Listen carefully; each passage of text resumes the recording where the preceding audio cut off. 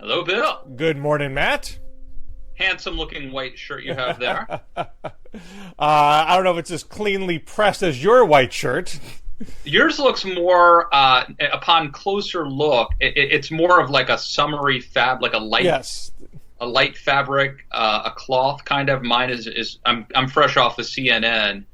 I'm in between CNN hits, actually. Right. So, I'm just gonna. You look you have a glow. You have a certain TV pundit glow right now. I'm not going to take them. So what happened is I went into DC to do an actual CNN spot this morning, and then after I get off with you, I'm doing a Skype for HLN.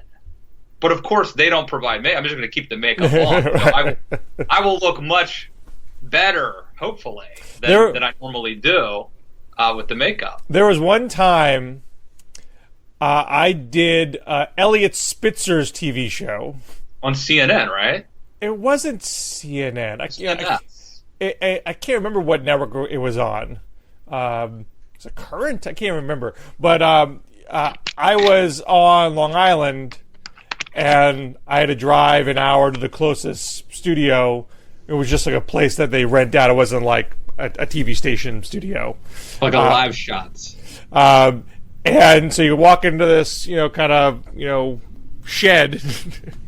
And there's one guy working there, and he motions to the makeup closet. He's like, "There's the makeup. if you want any, go put it on yourself." You're lucky you had makeup. A lot of times, those places don't even provide it. Yeah, that's true. It's true. And people don't realize how bad you look on TV without makeup, especially if everyone else is wearing them. Right. Wearing it, you could look pretty hideous. I mean, not you, but any of us. So anyway, we're back in the saddle. I think people know that we are the Cal Ripken, the Lou Gehrig, if you will, of Dialogue. Except when we have a vacation. Well, again, I don't want to go through, the nuances, but Cal Ripken would occasionally. He didn't play every day. There was an all-star break. Sometimes the teams had vacations, and he took a vacation. He did. And by the way, there's a story which I cannot authenticate, but there is a conspiracy theory that I've heard bandied about that the story suggests that Ripken, apparently there was a day when the lights wouldn't come on at Camden Yards, and the game was delayed by a couple of hours. And the story, this is like back in the 90s. Mm-hmm. The conspiracy theory is that Cal Ripken had been involved in some sort of domestic issue, and the Orioles pretended like they wouldn't turn the lights on, or they pretended that until Ripken could get to the stadium, to the park, as it were. Again, there are no heroes, Matt. I'm not saying, but I think it is a good excuse for us to have taken some time off from our show as well. No, neither one of us was in a domestic incident last week. Let's be clear. My wife does beat me occasionally, but we won't go there. That's just for bad behavior. Yes. Let's move on. So that is when blogging heads took a turn for the weird, my friend. So this is a period of mourning for John McCain. Great segue into a very serious topic. That's right. Okay. That's right. Well, there's no elegant segue for that. It's obviously sad to see an American hero pass on, although I think he would first say he lived his life to the fullest. But after the initial remembrances, I think we're sort of moving towards the more critical phase of the remembrances. You're seeing Mitch McConnell hesitate to rename the Russell Senate office building after him, even though a Democrat, Chuck Schumer, has proposed it, presumably because there are a lot of conservatives that don't like John McCain and saw him as a heretic. And you're seeing some folks on the left saying this guy was never the true maverick he was claimed to be. It was a lot of phony media posturing. He was really just a typical conservative who occasionally made some noise. There are no heroes anymore, right, Bill. Right. To come full circle. And I'll speak to the left critique, if I may, because I think it is half right. There are a number of occasions where I think he didn't live up to his own standard. David Roberts, who writes at Vox, I didn't agree with his entire tweet storm on this, and I'll get into the nuances of it. But I do think McCain will often say, "Well, I made mistakes." I don't know what he thought he was referring to there. But I haven't always lived up to my own goals or standards. And he might be thinking of the time when he kind of clammed up about the Confederate flag in South Carolina in 2008, and then he did a mea culpa after the campaign was over. But I think a particularly egregious one is in 2008, he ran as an environmentalist who was going to install a cap on carbon emissions, so-called cap and trade. And this is a bill he'd sponsored with Joe Lieberman before the campaign. And when Barack Obama proposed a very similar measure in 2009, McCain was nowhere to be seen. And that's even though his best friend in the Senate, Lindsey Graham, along with Joe Lieberman, were supporting such a measure. They didn't support the House measure, but they were trying to craft it for the Senate, and McCain was nowhere. And maybe if McCain stayed in it, sure. Not only that would have happened, but think about what his legacy would have been. The man who was defeated by Barack Obama got over the loss to establish landmark environmental legislation that transformed our energy economy. Right. Well, keep in mind a couple things. One, if you believe that cap and trade was a good policy, none of these things absolve Trump from the flip-flop. But number one, McCain was challenged by J.D. Hayworth in 2010 in what could have been a very that's when he ran the ad, "Build the danged wall." Remember that? Oh yeah, another example where he wavered on his true belief. But so McCain was being challenged on his right flank. I think there was this Minuteman guy who was also making. I don't know if he ran or not, but J.D. Hayworth could have posed a serious challenge. Also, obviously, there was some personal animosity. There's the Bob Novak story about how Barack Obama and Byron Dorgan sort of supported this poison pill labor bill that upended McCain's attempt during the Bush administration to do immigration reform. I think McCain clearly felt like he was the better man. He had paid his dues both for his country and in the U.S. Senate, and he was defeated by Barack Obama. So this guy who basically was in the U.S. Senate for a cup of coffee before running for president.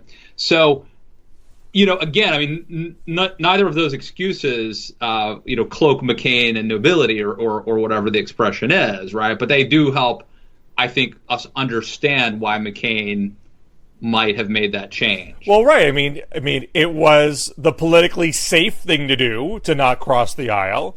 It helped him win re-election. He might have been consumed with some petty jealousy that he lost, which is a human reaction. But it's not. I'm not saying definitively McCain is not a hero, not a great person. But in this example, this is not an example of greatness. This is not an example of maverick behavior. I would say, though, I think there are different levels of sort of not even heroism, but of like what deserves our scorn. So like there are some people like Donald Trump won't do something courageous or giving, even if it doesn't hurt him, right? In the case of McCain, he very well he was in political peril, and again, I'm not saying that he did. I'm not saying what he did was noble, but he he really had his back. The same thing with the Confederate flag in South Carolina. I think what he did was not good. I'm sure he wished that he had it back. He read that sort of phony statement. It was almost like I hate to say it, but it was almost like the confession of being a black pirate. It was like a statement like, people of South Carolina have the right to choose whatever flag they want. And he just kind of threw it away. Like, he did it. I'm sure he wishes he didn't do it, but I understand why he felt like he had to. He was literally fighting for his political life in South Carolina, and the Bush people had done some obviously really egregious, or people affiliated with the Bush campaign had done some really egregious things in South Carolina. So I think that there were extenuating circumstances. But look, Donald Trump, for all the sort of jealousy and bitterness that he may have harbored toward Barack Obama, did invite him to give you said Trump, but you mean McCain. I'm sorry. Thank you for catching that. John McCain, for all the animosity that he yes. harbored, at least invited Barack Obama. Oh, and not Trump. But I do think the fact that he, you're talking about the Confederate flag thing during the campaign, after the campaign, the fact they didn't shift towards being a bipartisan deal maker on issues that he agreed with. I mean, I sometimes people love complain, why isn't Jeff Flake vote against the tax cut plan? Well, because he's a conservative, he likes tax cuts. McCain supported cap and trade and did not do anything for a bill that he supported, at least in concept. And he did it, I think, in large part, he wanted to remain in the Senate. He saw himself, maybe first and foremost, as a senator, as a defender of the institution, and he wanted to maintain that platform in his own admission in the 2008 campaign for his top priority, which is foreign policy and national security. That's what he cared about the most. Yeah. And even though he went wayward on domestic issues from time to time, he most was interested and focused on those foreign policy issues. So even something like campaign finance reform, for example, which was his sort of signature issue domestically for a long time, after Citizens United, he left that fight. When Democrats were proposing things to try to mitigate the impact of that, McCain did not vote for them because it was more important for him to keep his seat. I think one, just to be a senator. There's a fact that he didn't give up the seat when he knew he was dying. He wanted to die as a senator. He wanted to maintain his platform specifically for national security reasons. No, I think that's totally and I think it's totally true. He wanted to be a senator. I think that he was a statesman. I think part of being a statesman is actually staying elected. And sometimes staying elected requires doing unseemly things. I think at this point, it's pretty obvious I'm, at least as of now, acting as an apologist for John McCain. I think this discussion is very clearly me saying, yeah, but, or kind of just saying, and you're raising legitimate concerns. I mean, I was against campaign finance reform. And then friggin' Bush signed it. The law. And the fact that McCain did that. McCain was able to get that passed is an amazing testimony to his legislative skills and use of the bully pulpit. I think John McCain, and by the way, part of what you're saying reminds me of John Roberts, right? Like, I think he was wrong. I think that the way he decided Obamacare was wrong legally and constitutionally. But you and I have discussed before, and I think we agreed, that he saw a higher purpose, actually, in protecting the institution of the Supreme Court. I think James Comey, some of his mistakes were made because he prioritized sort of keeping his job and a nobler thing, which is defending the reputation and the institution of the FBI. In the process, I think he actually ended up undermining both things, but I think that part of it was ambition, and part of it, I think, was defending the institution. And I think McCain is the same way. I think it's, for some reason, when I judge John McCain, when I think about him, he transcends the way I would normally think of a politician. And it's more of like a brand It's this maverick brand, and it's the sacrifice and the heroism. And I'm sure I don't judge him quite as harshly on sort of individual things, as I sort of taken the totality of his career. And I'm sort of acknowledging that. I mean, it's certainly, there have been times when I've been more critical of him, but certainly at this moment, as he has just died, I'm even more forgiving. Well, and I think that magnanimity is warranted. And let me add to my point from the left perspective. So to go on with the David Roberts tweets from Critique, which I think is shared by many on the left, he took the cap and trade example to show how he was just a big phony and really a conservative at bottom. And obviously, by and large, the man was a conservative. But I don't think it's fair to say that McCain never crossed the aisle and never lived up to that maverick reputation, because there are examples when he did, and some that are more well known than others. So you might say, okay, he stopped Obamacare repeal very dramatically, and then a few months later voted for the repeal of the individual mandate when it was wrapped up in a tax cut. So there's McCain, not really following through. But in McCain's argument, he wasn't saving Obamacare because he loved Obamacare. Right. He was voting against the bill that had not gone through regular order, and he wanted to respect the what he thought was proper legislative process. And he thought, the tax cut bill was kind of rushed, but I think nominally speaking went through regular order, and so he didn't care. You might think that his priority is kind of silly and overly procedural, but it is consistent to what his principles are. He loved the Senate. He loved the process of the Senate, and he thought the process of the Senate was good for. He said in one of his books that we can't govern if we can't compromise. Regular order is a way to engender that kind of compromise. Now, of course, the regular order of the tax cut bill wasn't a compromise bill in any stretch. So there's some inconsistency there. But he did break ranks with his party to uphold a principle that he thought was important. Right. And there's another example which I think is much less known, even though it's not that old. When in Obama's second term, he had recess appointed various people, in most particular the National Labor Relations Board, because Republicans were obstructing a slew of Obama's nominees, and Democrats were threatening to scrap the filibuster for executive branch nominees. McCain breaks ranks, cuts a deal with Democrats so Obama can properly appoint, or I should say more fully appoint, those nominees, and Democrats would stand down the filibuster threat, which I believe happened before the Supreme Court negated those recess appointments as being unconstitutional. And then, a few months later, the judicial filibusters continued, and Democrats scrapped the filibuster anyway. So the deal didn't hold.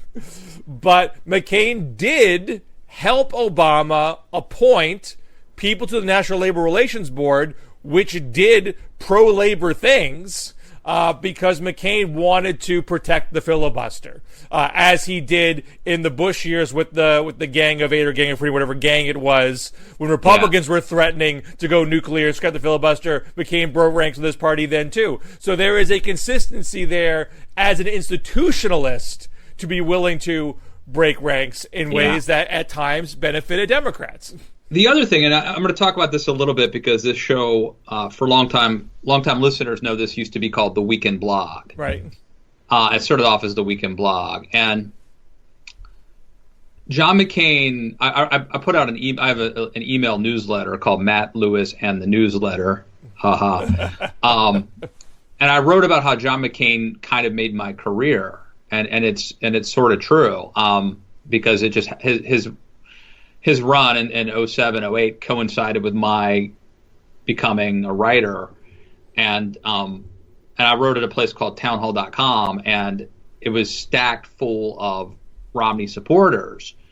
And I actually never liked Romney. I thought he was kind of a phony, and I didn't really trust him as a conservative. And I started writing about how McCain was probably more conservative, at least arguably more conservative. And the McCain people actually had this amazing, a guy named Pat Pat Hines, who was running. There's a time, Bill, you probably remember, most people won't, when bloggers really mattered, or at least there was a perception that we mattered. Right. And the McCain people, basically, there was a time when McCain, he had started off as the front runner, like in 2007, and then his campaign collapsed, and he was pretty much written off for dead. And the only people who would talk to him were conservative bloggers. So there was a period where the McCain people basically started treating us the way they had treated the mainstream media in 2000 with the Straight Talk Express. And I had all this access on the bus, on conference calls, at happy hours. I had a ton of access with John McCain. And it was the same thing.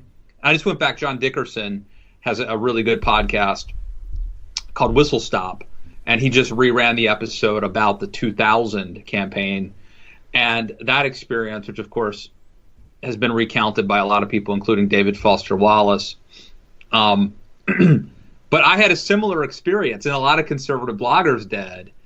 And it really helped McCain find his footing, and that access he gave and the straight talk, I think, helped him overperform with a group of people who would have been naturally more skeptical. Because even back then, McCain, who had just supported immigration reform in the Bush era, was not that trusted.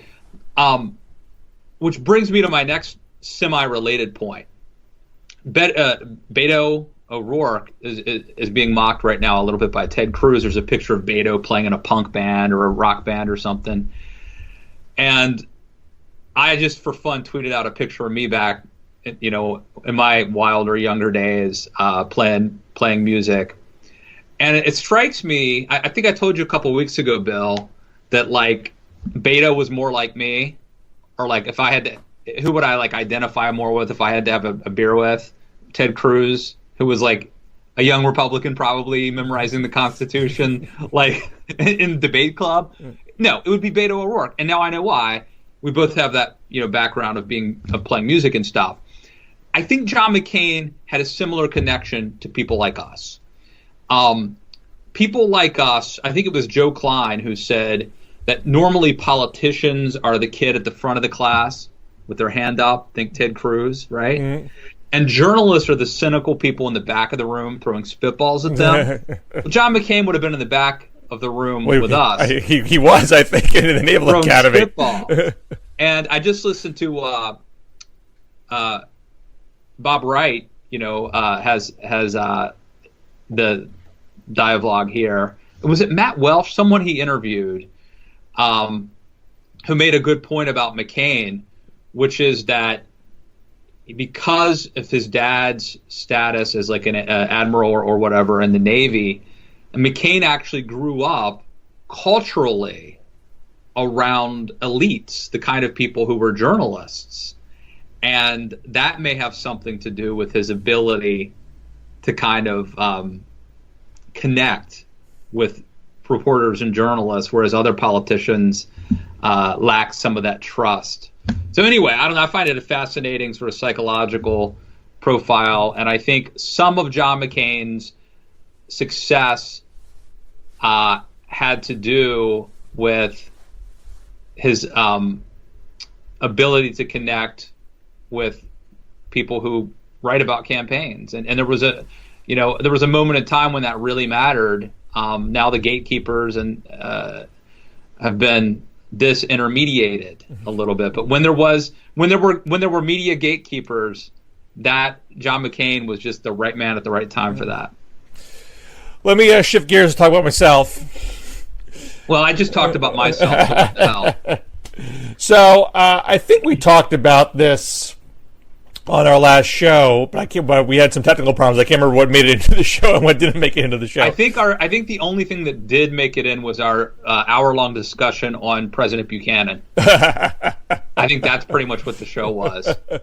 Well, if it didn't make it in, then you missed a great show, because we really got into the Buchanan presidency. It's a fascinating presidency. But I had written a piece a couple weeks ago, which was headlined "Down Goes Socialism," which came after the Michigan, Kansas, Missouri, and Washington State primaries. And this is when El Sayed lost the gubernatorial primary in Michigan, who had the endorsement of Bernie and Ocasio-Cortez. And I think more notably, Brent Welder, who was running in Kansas 3, is a former Bernie staffer. This is a Republican-held congressional seat, but is mostly urban, although white, mostly white.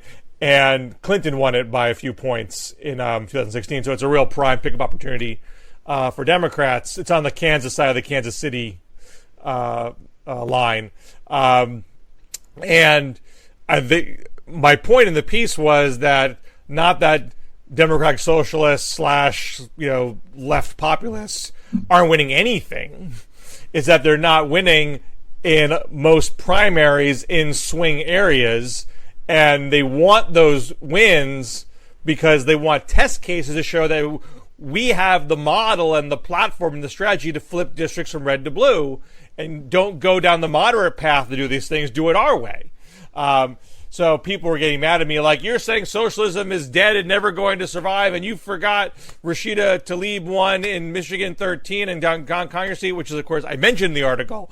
But the point is, they are winning some races in deep blue areas. Ocasio-Cortez won in Bronx and Queens, Tlaib won in Detroit. And there are even a couple examples where people on the left are winning in the swing areas. It's just not a lot. You have Kara Eastman in Nebraska, too, for example.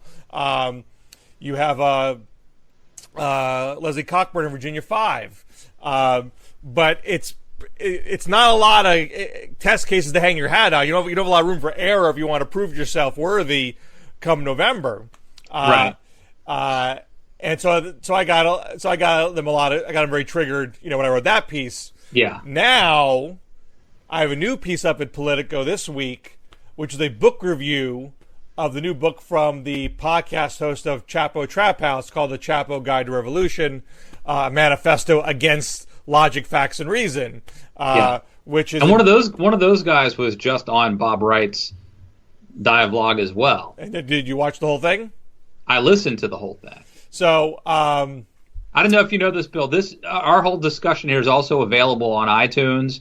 You can just download the audio as a podcast. If you don't want to watch it, you can just listen. Just sounding just like another capitalist salesman. So I'm curious to hear about the conversation because I haven't heard it. What you thought of them? The show and the book, they call themselves leaders of the ironic left. It's a satirical podcast. They crack a lot of jokes. They say things. What they call irony, I would just call sort of traditional sarcasm. Well, I don't know, but that's my takeaway from listening to him with Robert Wright. It reminds me of what the alt-right is doing, right?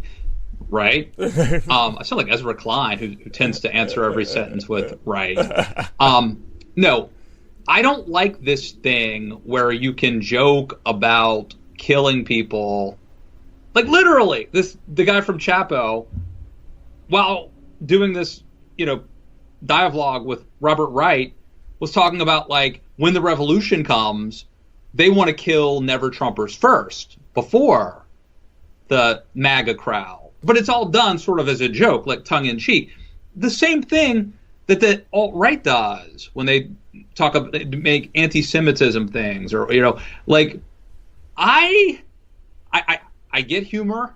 I get humor, but I think that sometimes some of these extremists use humor to cloak. So if they ever, like Milo Yiannopoulos used to do this all the time, and to a lesser degree, even like a Jon Stewart would do it. But we're like, if I cross the line, hey man, I'm just a comedian. I'm just making jokes.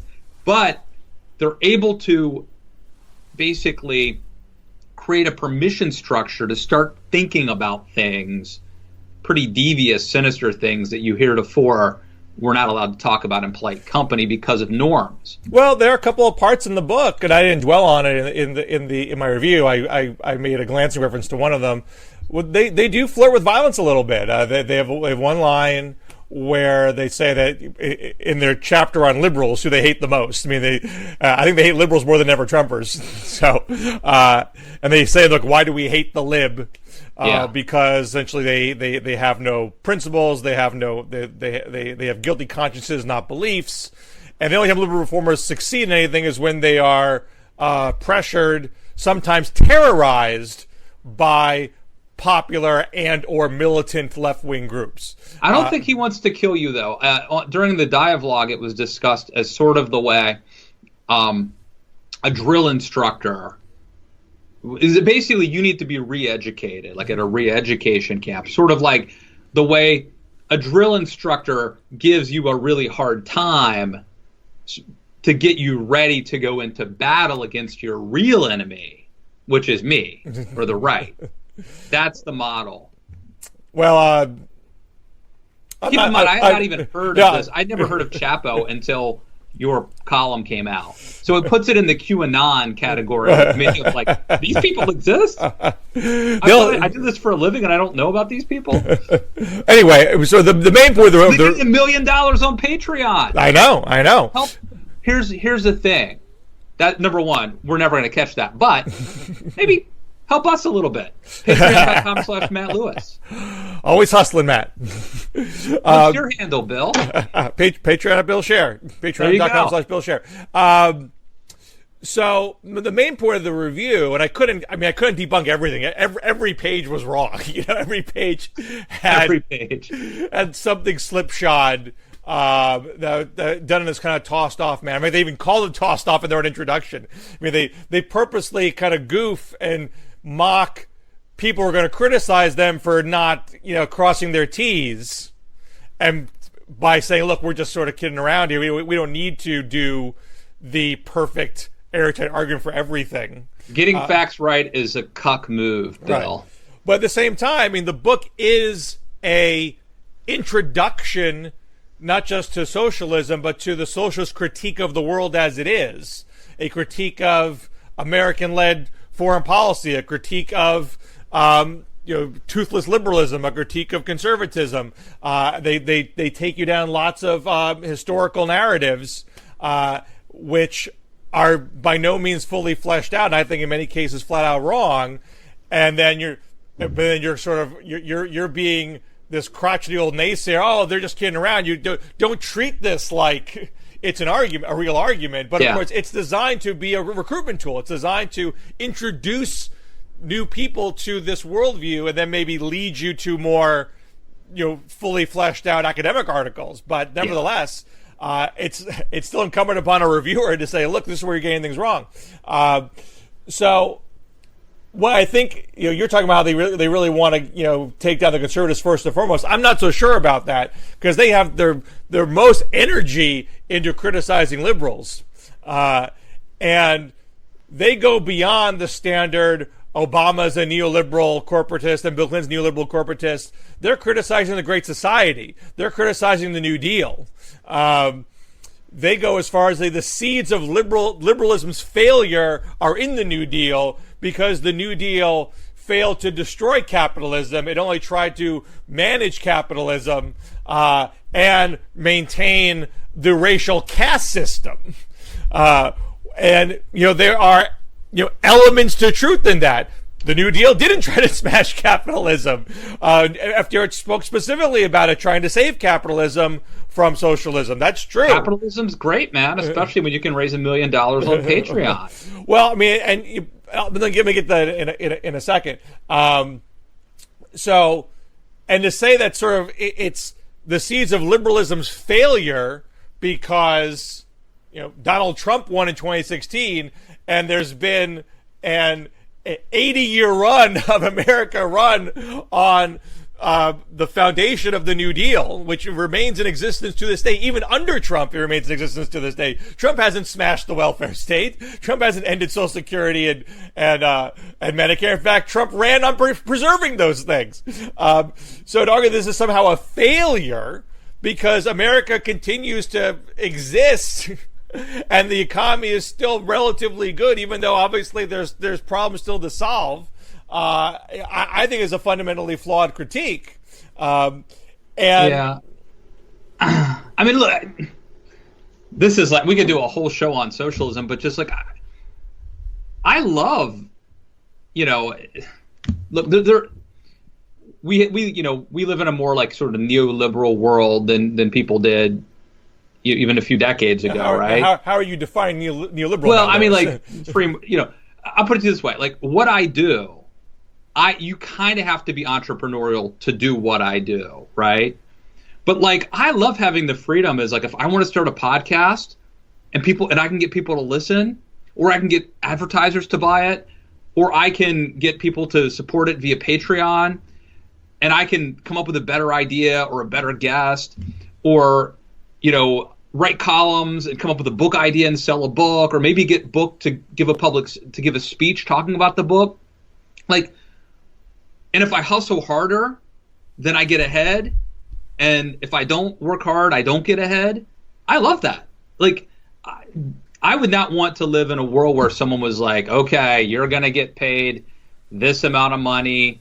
You don't really have to work any harder or less hard, but we're going to basically be in control of how successful you get.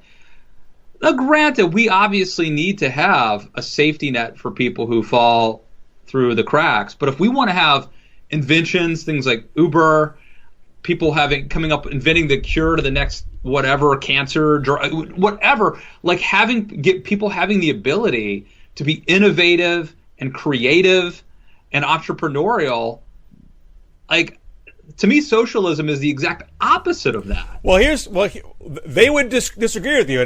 So let me get to, you know, their bottom line here. I just want to make one other point to go back to FDR and the racial caste. I don't want to leave that hanging.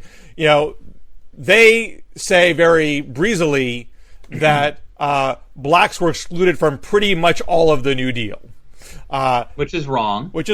Now, was there segregation in the New Deal? Yes. Did it have to get passed with the help of segregationist Democrats in the 1930s? Yes. But it also, there are many African Americans, hundreds of thousands of African Americans that got jobs through the New Deal. There were about 1 million African Americans who were no longer illiterate because of the New Deal. And because it was giving these economic opportunities to African Americans, it was elevating the whole issue of racism in American society. It was one of the first big steps that brought African Americans under the Democratic umbrella, because they had been Republicans from the days of Lincoln before that point. And it is the beginning of the evolution of the Democratic Party, which then advances to Harry Truman's desegregation of the armed services, Hubert Humphrey's civil rights platform at the 48 Convention, onwards to the LBJ Civil Rights Act in 1964. So none of that's mentioned in this book. They just want to say liberalism, New Deal liberalism, enshrine the racial caste system. Right. When they get to LBJ, they talk about how Democrats offered vague bromides and tepid reforms in terms of race relations and other things. And it leaves a lot of the story out about what happened with Democrats and race relations in America in general. And that's just the way these guys, you know, want to tell the story. I haven't read the book, but I did listen to the podcast with Bob Wright. And the other thing is, they really go after people like these different archetypes. Like, there's a wine mom that they make fun of. And I got the sense that they're actually very much, if you try to use identity politics to criticize them, they don't like that. So on one hand, it seems like here they're sort of championing, you know, the plight of the African American and how liberalism didn't do enough, but it seems like they're very sensitive about people using their identity, whether it's as a person of color, gender, whatever, as a political shield to push back against, you know, this sort of socialist leftist politics that the Bernie bros engage in. Well, I don't think they are huge practitioners of identity politics. They are very keen on accusing liberals of being racist. as well as conservatives, of course, or minimum doing nothing about racism. And I think that's more a recruitment tool. If you care about these issues, you should be a socialist because you're not going to get what you want hanging out with these liberal Democrats. But in the book, when they have these different types of archetypes, like the quote-unquote wine mom, is that fun, or did you find that offensive caricaturing? I mean, it's literal caricaturing. I mean, there's literally caricatures next to. But they call it taxonomies. They have all these different prototypes, and that is definitely more their straight satire as opposed to the bulk of the book, which is this sort of slapdash history narrative. And I made a couple of references to it in the review. They call there's a bow tie dipshit taxonomy, which probably applies to you, Matt. And when I've never worn outside of a tuxedo, I've never worn a bow tie. It's the symbolism of it, not the literal wearing of it. Is it Tucker Carlson meets George Will? I don't. Well, know. I think it's really what they're getting at. I quote George Will on the review, so I felt to point out they would call George Will a bow tie dipshit. And they call the Silicon Valley executives appholes. So they do that. That's sort of part of appholes. Appholes instead of assholes, they're appholes. I mean, that's the level of their humor. By the way, I'm not a huge fan of the quality of their humor as well as the quality of their argumentation. But to circle back to what you're saying about entrepreneurship, yes, they don't spend a lot of time on their own beliefs. They spend much more time criticizing how we got here. Their last chapter is about the drudgery of work. How work does suck. How work is inherently sucky. Yeah. And we're all essentially slaves to our capitalist overlords. And one of the final pages, there's one paragraph where they say, I'll read it to you directly, so you know I'm not half-assing this. But they really do see socialism as a antidote to work, not a attack on entrepreneurialism. So they see it as an antidote to the sort of mindless, mind-numb drudgery of work. You could still create an app if you wanted to, but you would have a guaranteed income to. I don't. So let me give you two quotes for them. So this is their main vision of how they would run the world. After setting everyone on equal footing by seizing the billionaires' money, socializing their wealth. That's going to be done non-violently, I assume. Well, I based on the book, I would not assume that. And handing the keys of production over to workers, you're looking at an economy that requires something like a 3-hour workday with machines taking care of most of the drudgery. And as our public fund pays for things like healthcare, education, scientific research, and infrastructure, all this technology actually makes work quicker, easier, and more enjoyable. Sounds so easy. Exactly. And now in the intro of the book, they say they offer a vision of a new world in which a person can post in the morning, game in the afternoon, podcast after dinner, without ever becoming a poster, gamer, or podcaster. Now, that is a reference to a line of Karl Marx's, I believe, in a paper that was published posthumously. It wasn't part of his main work, Capital, where he talks about how people should be able to hunt in the morning and fish in the afternoon and be a critic at night without ever becoming a hunter, fisher, or critic, meaning that's not their sole job. Right. They can do these things as they want to do them, when they want to do them, in the communist utopia. So they want people. They want to be able to say, "Look, you can do what you want, whenever you want to do it." And technology. This is where they sort of separate from Marx, because Marx, I think, was not a big fan of industrialization. All this technology is going to help us get to this point. So you need entrepreneurship to get to do these things, and they would still be in existence with socialism because people are going to do what they want to do. And how you get from point A to point B is never explained, of course. But I call them. But there's also just no incentive. I mean, without being totally cliched, I mean, there's just no incentive for the, aside from the fact that you would have to do this very violently, and the fact that this sort of repeats the bloodshed of the French Revolution and other attempts to remake the world over again and go against human nature. There's no incentive. Of course, I could do a podcast if I wanted to, but I wouldn't really have an incentive. Man derives a certain satisfaction and self-esteem from being successful. This would remove that, among many other things. Well, I'm sure they and you have different opinions about the nature of humankind and what drives and what motivates us. And I'm not here to even get in the middle of that debate. That's not where my interest lies. What scares the hell out of me is that I think a lot of people are vulnerable / susceptible to this. It's obviously catching on to a certain degree, and I think there are people who just don't remember how bad socialism is, and they don't spend a lot of time critiquing Soviet communism or Cuban socialism or anything like that. They tend to slough that stuff off as being Venezuela. They have a brief reference to the internal contradictions of the Soviet Union without really dwelling on it. They spend far more time criticizing, American actions and American-led capitalism.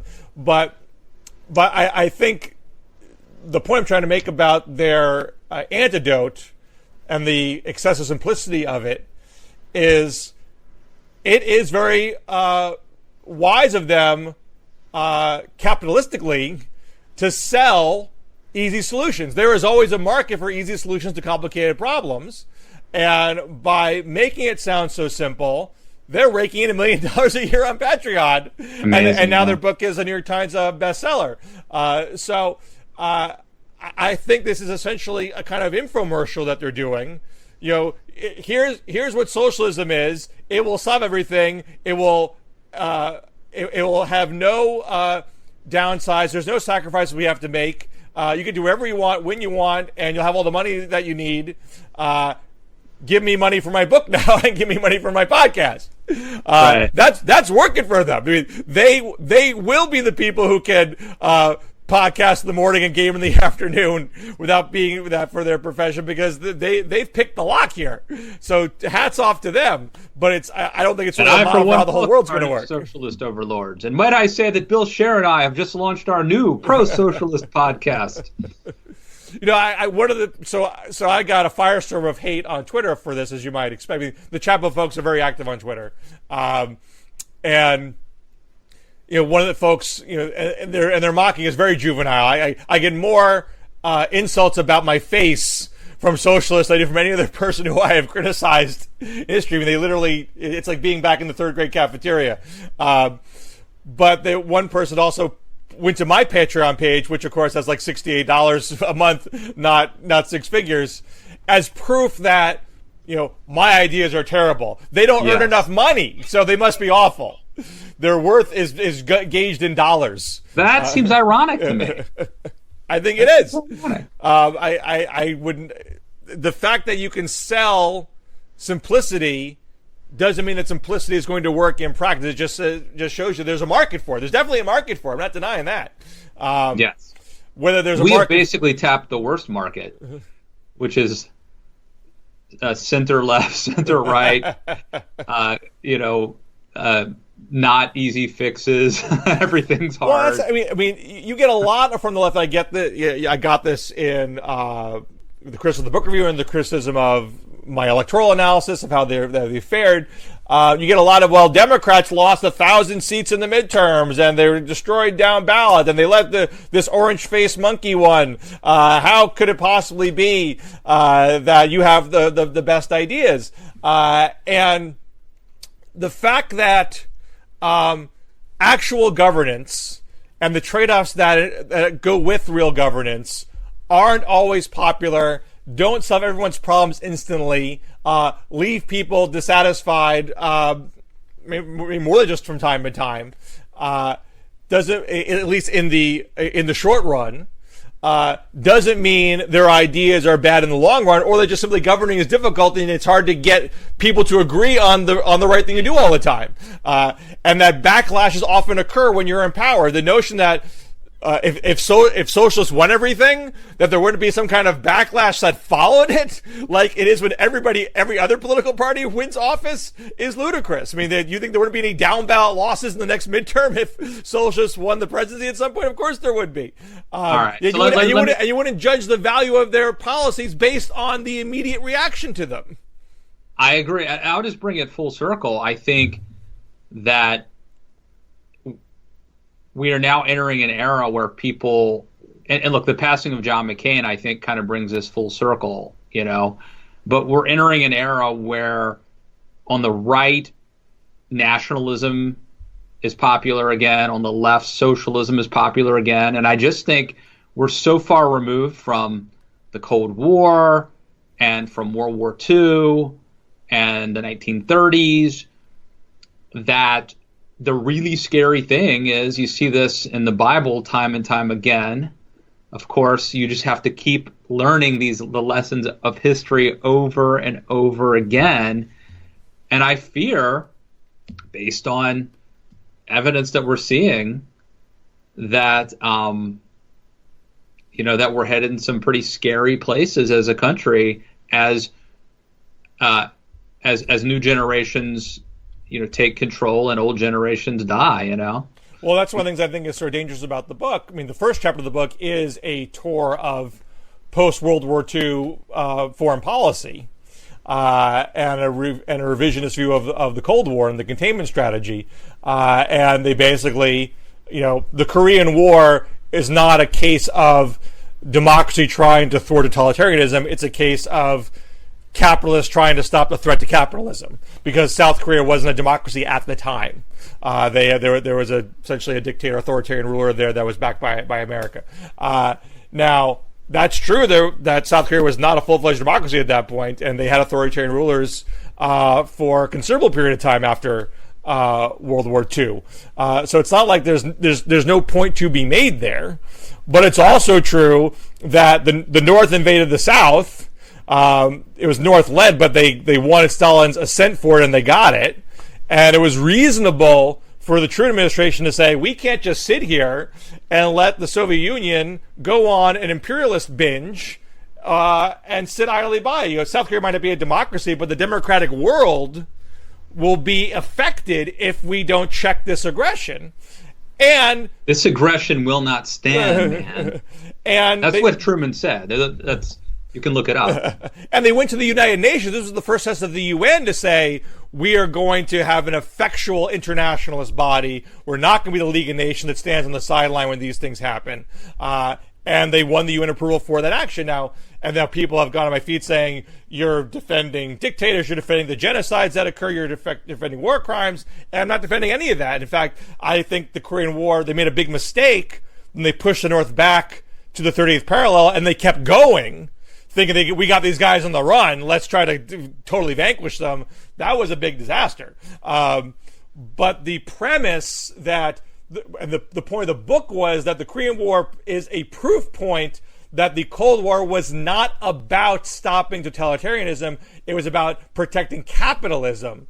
And look, the capitalist element of the Cold War is not non-existent. Sure. But if you are so is the democratic element. If you're a young mind full of mush, and you did not go to what college did you go to, Bill? Oberlin. You and Lena Dunham, right? And that's right. And Michelle Malkin. That's right. If you did not get that fine Oberlin education, and this is your first exposure, and you're like, oh yeah, that rings true. I mean, ideas have consequences. Well, again, they're speaking to a constituency that wasn't around for this. I mean, they literally say in the book that capitalism is not working for people under 30. Right. I mean, it's very clear the book is geared to people under 30, as if like if when did it ever work for people under 30? It sure as hell didn't work for me when I was under 30. So that their audience are people who weren't around for the Cold War at all. And so when they say in the book, who cares who won the Cold War? Who cares? What's the difference if you lived in Fidel Castro's Cuba or an American-backed military junta state? that could be a compelling argument for folks who weren't around at the time. Now, of course, there are plenty of American-backed dictatorships that were not fun places to be in. I'm not defending American propping up of dictators. Do you realize how hard it is to set up a Patreon in Havana? The Wi-Fi alone is ridiculous. I mean, there's all sorts of critiques you can make about American actions, between 1945 and 2018.